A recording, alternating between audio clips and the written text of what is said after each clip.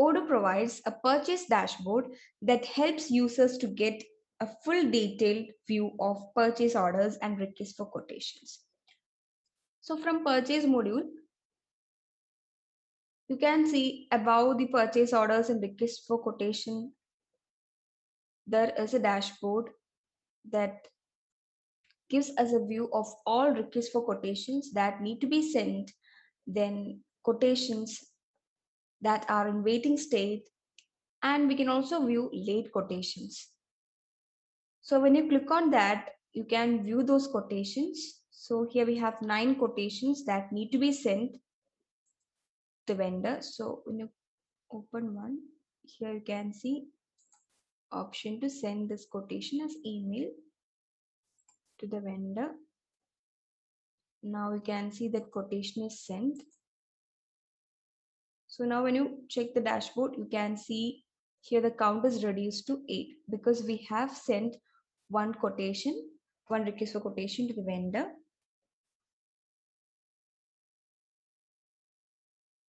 And here we can see there is 10 late quotation.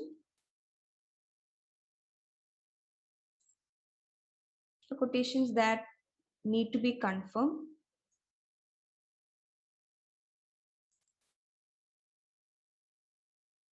Again, you can see the count is reduced to 9 because we have confirmed one late quotation. And it's also possible to view my quotations, that is my request for quotations. So for this user, you can see again we have 8 requests for quotations that need to be sent and 9 late quotations.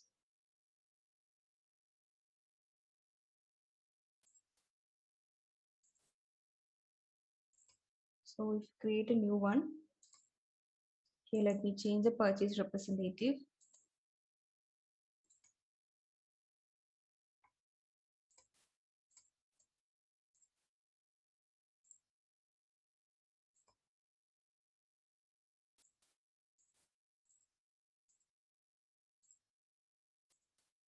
So quotation is request for quotation is created and it is not sent or confirmed.